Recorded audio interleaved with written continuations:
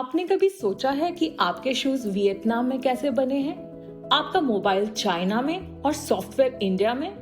या फिर क्यों मैकडॉनल्ड्स का बर्गर दिल्ली में वैसा ही टेस्ट करता है जैसे न्यूयॉर्क में? Welcome to my channel. आज के वीडियो में हम क्लास 10th की इकोनॉमिक्स की चैप्टर 4 पढ़ेंगे, ग्लोबलाइजेशन एंड इंडियन इकोनॉमी। आज हम कवर करेंगे ग्लोबलाइजेशन क्या होता है, ग्लोबलाइजेशन प्रोसेस में एमएनसीज का रोल, कौन सा फैक्टर्स ग्लोबलाइजेशन को इनेबल करता है। चलिए शुरू करते हैं। ग्लोबलाइजेशन बड़ा शब्द लगता है पर समझना बहुत सिंपल है।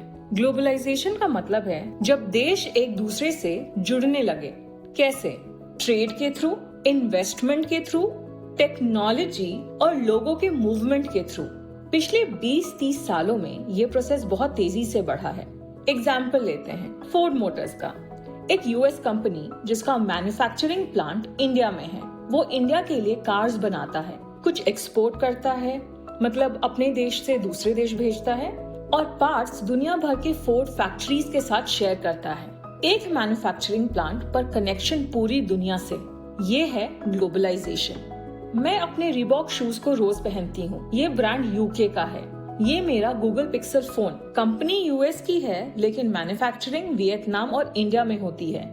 आप भी कमेंट करके बताओ कौन सा इंटरनेशनल ब्रांड आप सबसे ज्यादा यूज करते हो। देश एक दूसरे से कैसे कनेक्ट होते हैं? फॉरेन ट्रेड, जब कंट्रीज एक दूसरे से सामान और सर्विसेज खरीदते बेचते हैं। फॉरेन इन्वेस्टमेंट, जब कंपनीज दूसरे देश में बिजनेस या फैक्ट्रीज लगाते हैं। Movement of technologies, machines, tools, software एक देश से दूसरे देश तक पहुंचता है। मूवमेंट ऑफ पीपल, लोग जॉब्स, एजुकेशन या बेटर लाइफ के लिए दूसरे देश जाते हैं। हालांकि इमिग्रेशन रूल्स की वजह से ये आजकल थोड़ा लिमिटेड हो गया है। क्या आप बता सकते हो कौन सा देश अभी न्यूज में था अपनी इमिग्रेशन पॉलिसीज चेंज करने के लिए? जापान, यूएसए या south Africa? Trade, investment, technology और पीपल सब मिलकर दुनिया को कनेक्ट करते हैं, और यहाँ सबसे बड़ा रोल होता है एमएनसीज का। एमएनसीज मतलब मल्टीनेशनल कॉर्पोरेशंस। ये एमएनसीज ये कैसे करती है? एमएनसीज उन जगहों पर प्रोडक्शन सेटअप करती है जहाँ कॉस्ट कम हो, जैसे लो वेजेस, मतलब जहाँ लोग कम पैसों में भी काम करने को तैयार हों। अच्छी इंफ्रास्ट्रक्चर, मतलब जहां आसानी से electricity, land, water etcetera available हो to set up a factory. और फेवरेबल लेबर लॉज, मतलब गवर्नमेंट बहुत स्ट्रिक्ट ना हो पॉलिसीज को लेके, फ्लेक्सिबल रहे ताकि एमएनसीज एडवांटेज ले सके in terms of working hours of employees, salary etcetera. ये कंपनीज अपना पैसा दूसरे देशों में इन्वेस्ट करते हैं, इससे फॉरेन इन्वेस्टमेंट कहते हैं। ये दुनिया का फॉरेन ट्रेड का बहुत बड़ा हिस्सा कंट्रोल करती है। इनकी वजह से मार्केट्स और प्रोडक्शन दुनिया भर से लिंक हो जाते हैं। सो यस, एमएनसीज ही ग्लोबलाइजेशन के मेन ड्राइवर्स हैं। कौन से फैक्टर्स ने ग्लोबलाइजेशन को बूस्ट दिया है?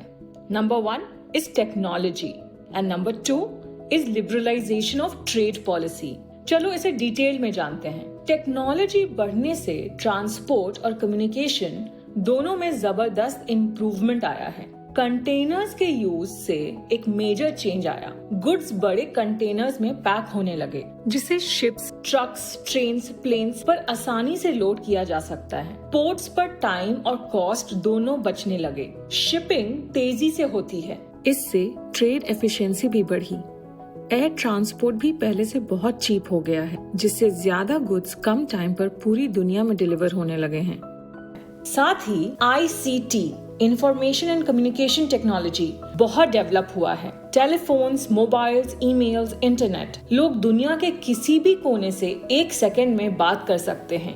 काम क्रॉस कंट्री हो सकता है। एग्जाम्पल, लंदन की मैगजीन दिल्ली में डिजाइन और प्रिंट हो सकती है। पेमेंट भी ई बैंकिंग से हो जाता है। बिना मिले सब काम टेक्नोलॉजी से हो जाता है। टेक्नोलॉजी ने दुनिया को सच में कनेक्टेड बना दिया है।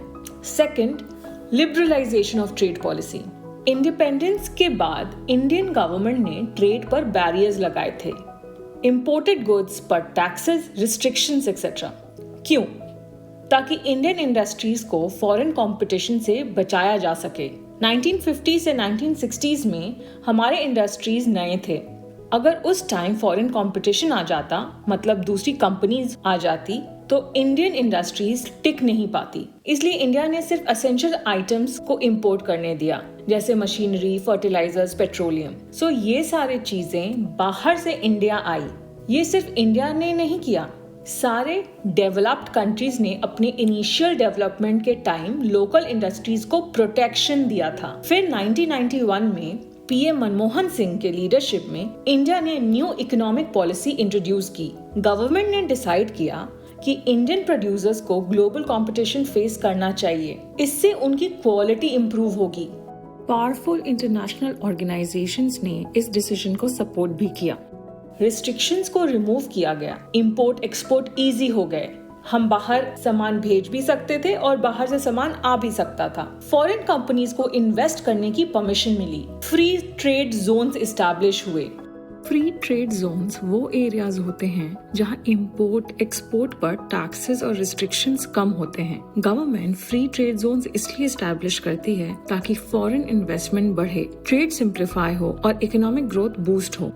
इस ट्रेड रिस्ट्रिक्शंस के हटाने के प्रोसेस को लिबरलाइजेशन कहते हैं। आज बिजनेस को फ्रीडम है कि वो क्या इंपोर्ट एक्सपोर्ट करे और फॉरेन कंपनीज इजीली इंडिया में इन्वेस्ट कर सकते हैं। आप बताएं, क्या लिबरलाइजेशन ने इंडिया को हेल्प किया? यस और नो? कमेंट्स में लिखिए। नाउ हमने आज क्या सीखा? ग्लोबलाइजेशन का मतलब होता है जब देश एक दूसरे से कनेक्टेड रहते हैं। MNCs ग्लोबल प्रोडक्शन और ट्रेड को स्प्रेड करती है।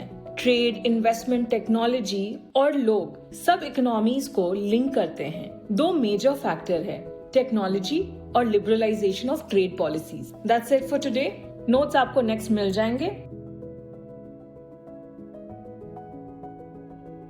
अगर वीडियो यूजफुल लगा हो, लाइक जरूर करें और सब्सक्राइब करना मत भूलना। सी यू नेक्स्ट टाइम।